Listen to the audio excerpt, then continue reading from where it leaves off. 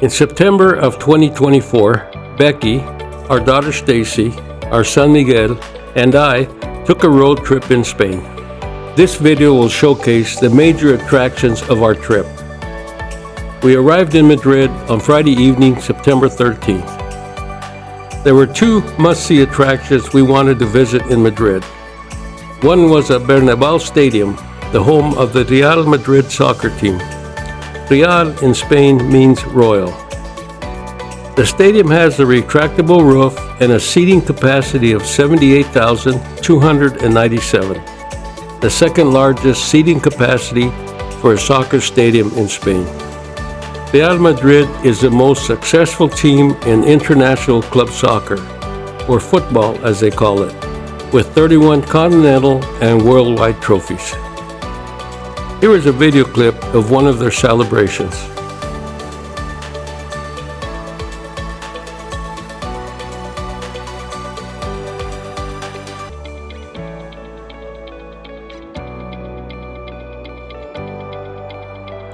In the lobby entrance to the team shop were several wall screens continuously displaying videos. Here's our son Miguel standing in front of one of the screens. This video was the most interesting.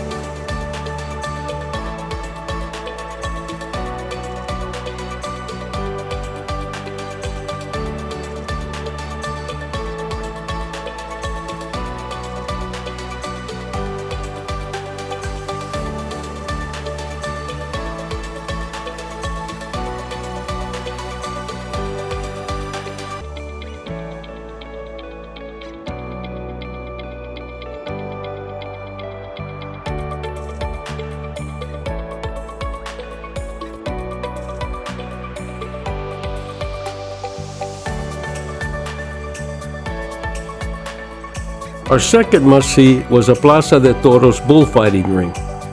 It is the largest bullfighting ring in Spain and the third largest in the world, with a seating capacity of 23,798. Here are some photos of inside the bullfighting ring.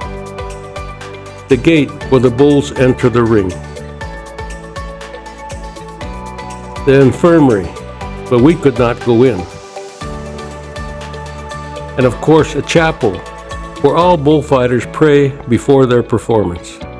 This plaza outside the ring is where mules drag the dead bulls. At the entrance to the ring is a monument that stands in tribute to José Cubero Sánchez, also known as Yillo, a Spanish matador who died in the bull ring at the age of 21. The monument depicts his last moments when the bull somehow managed to pierce Yillo's body with his horns and split his heart in two. At the back of the monument is a winged figure weeping at the death. On the front, below Yillo, are three figures, two men cheering him and a woman selling flowers. Sunday morning, we picked up our rental car and left for our next destination, Ávila, Spain. Ávila is called the town of stones and saints. It has the most complete and prominent medieval town walls. It was founded in the 11th century to protect the Spanish territories from the Moors and has kept its medieval austerity.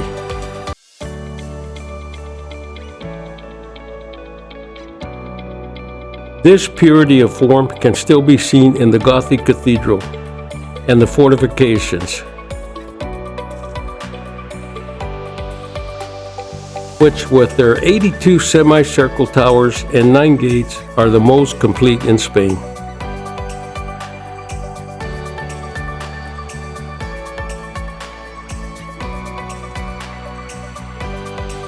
Inside the walls is pretty much a self-contained community.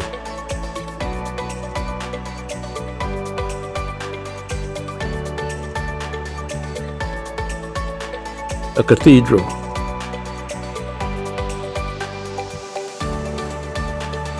Homes.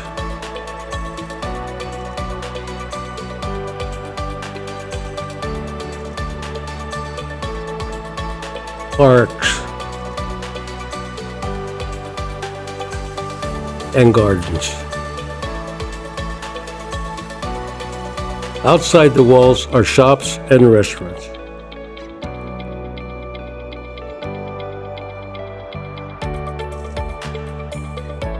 We enjoyed a great lunch.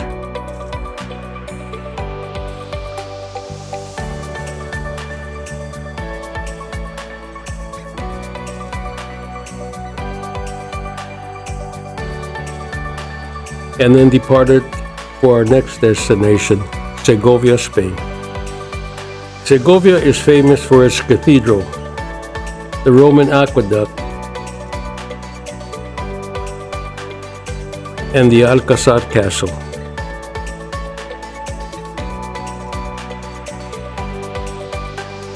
The castle was documented for the first time in 1122, although it may have existed earlier. It served as one of the templates for Walt Disney's Magic Kingdom castle. Here are some photos from inside the Alcazar Castle.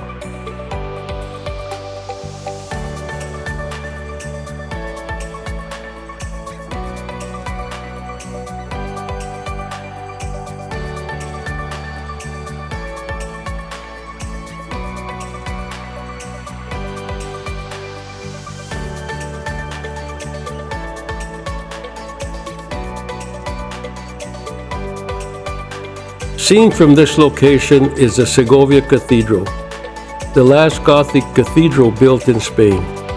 It is known as the Lady of Cathedrals and was consecrated in 1768. It includes 18 chapels and 3 doors. It is stunning inside.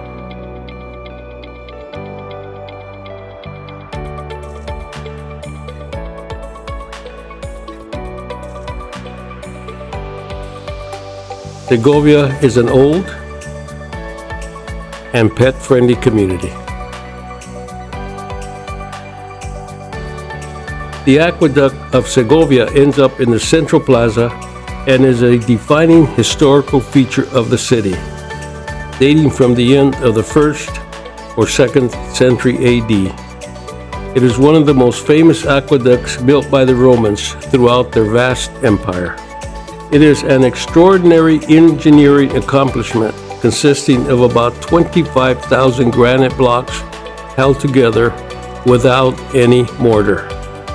It is still used to deliver drinking water from the mountains in the background. We had dinner in the plaza that evening.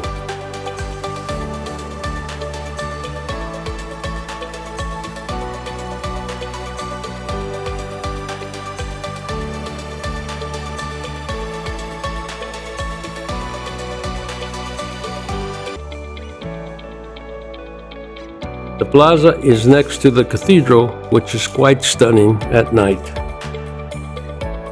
The next morning, we left for Leon, with a pit stop in Burgos to visit the famous cathedral of Saint Mary of Burgos, as seen here from where we parked our car. The walk down to the cathedral was quite beautiful. The Burgos Cathedral is located on the Plaza Santa Maria, the city's main town square. It is surrounded by a pedestrian walkway, a river walk, small plazas,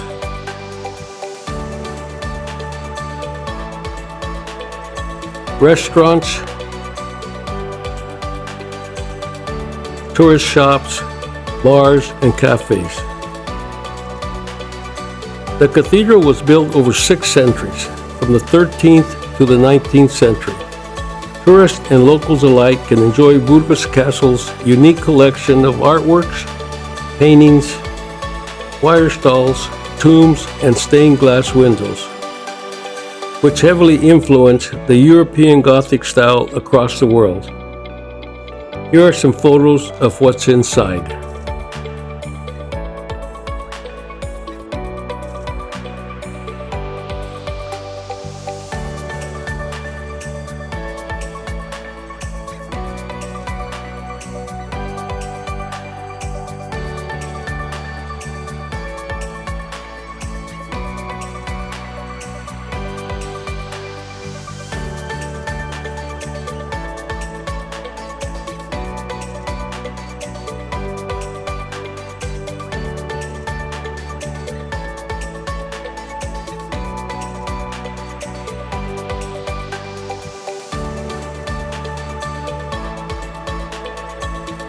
After lunch, we drove to Leon.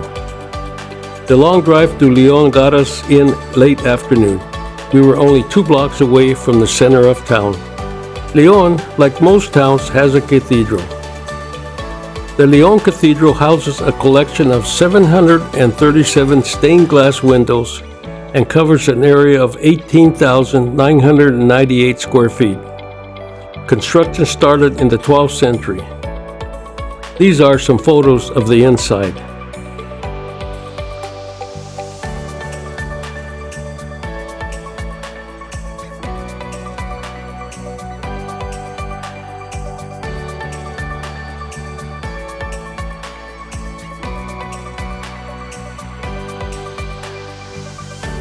Leon has many shopping opportunities, including street lottery vendors. It is a great place to shop for jewelry as the prices are reasonable and the quality is excellent.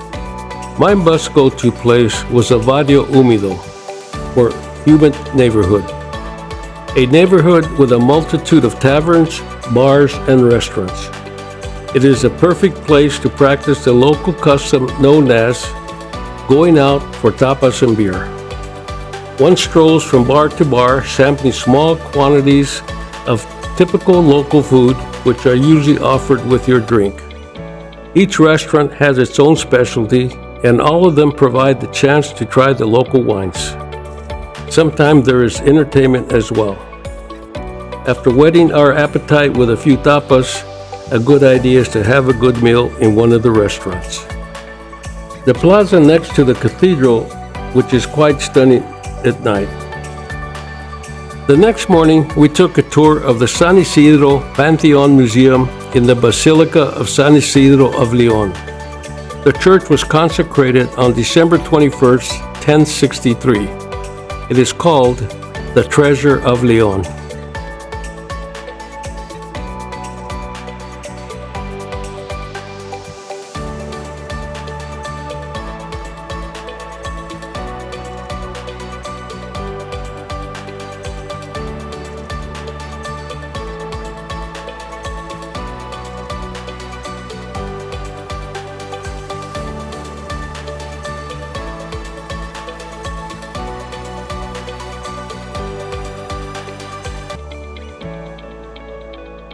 Its most popular display is the possible Holy Grail. Photos of it are not allowed, but I can show you a postcard that was sold in the gift shop. The original chalice is the bottom part. The gold and precious stones were added under different ownership.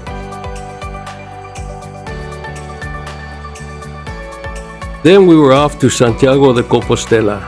There was a major fire burning along the northern route, so we were directed south near the Portuguese border. The main attraction is the Santiago de Compostela Cathedral, where the pilgrims walking the Camino routes end their adventure. The cathedral is the reputed burial place of St. James, one of the apostles of Jesus Christ. The church is built over the tomb. In the year 997, the church was burned down by an army commander of Cordoba, but the tomb and relics were left undisturbed. Construction of the present cathedral began in the year 1075. It is a final stop for those walking one of the Camino routes.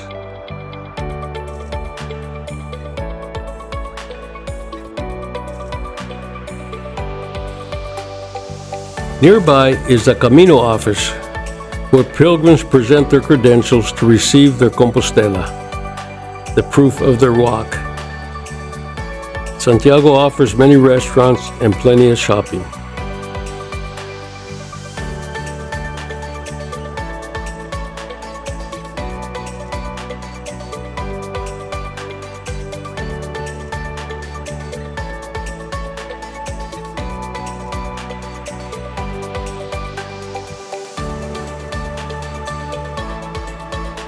The next day we took a trip to Cape Finisterre, with a stop along the way at Isaro Falls. Google Maps took us through some beautiful rural country.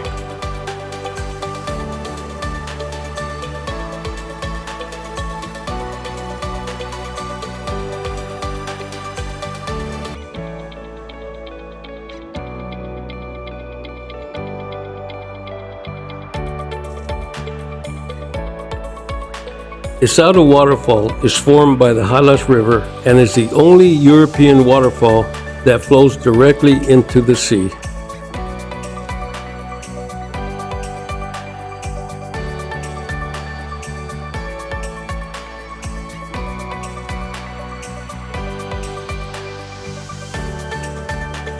From there we continued to Cape Finisterre. The name of the village comes from the Romans, who saw the village as the end of the world.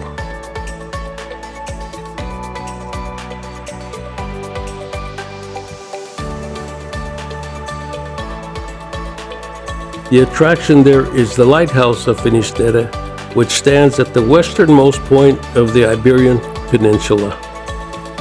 The renowned lighthouse is considered to be one of the most powerful lighthouses in Europe. It was constructed in 1853 and is still an active lighthouse today. There is a hotel and restaurant next to it in case you want to enjoy beautiful sunsets and a good meal. The next morning we were supposed to drive to Porto, Portugal, but forest fires were still burning in the Porto region and we heard some roads were closed and emergency evacuations were taking place. So we decided to skip Porto and headed to Vigo, Spain, near the border of Portugal, before driving to Salamanca, our amended final destination. We wanted to stop at the beach town of Vigo, Spain, near the Portuguese border. But Google Maps, maybe because of a typo, took us to nearby Vino Beach. The beach was not busy as the weather was cool. Then we turned around and saw this sign that read, Playa Nudista, nude beach. Sure enough, before long, someone was walking nude on the beach. No, that is not me. We left the beach for Salamanca, driving along the Portuguese border through smoke from the fire burning south of us in Portugal. Salamanca's old city was also a walled city, with some of the walls still apparent. Salamanca has two cathedrals, the Old Cathedral and what is called the Newer Cathedral. Other attractions included the House of Shells, an old Roman bridge with its 26 round arches and robust pillars. It was constructed in the 1st century AD and is part of the Roman Silver Road that linked Merida and Astorga. It also has shopping and restaurants, and a major plaza, the Plaza Mayor, which is quite beautiful at night.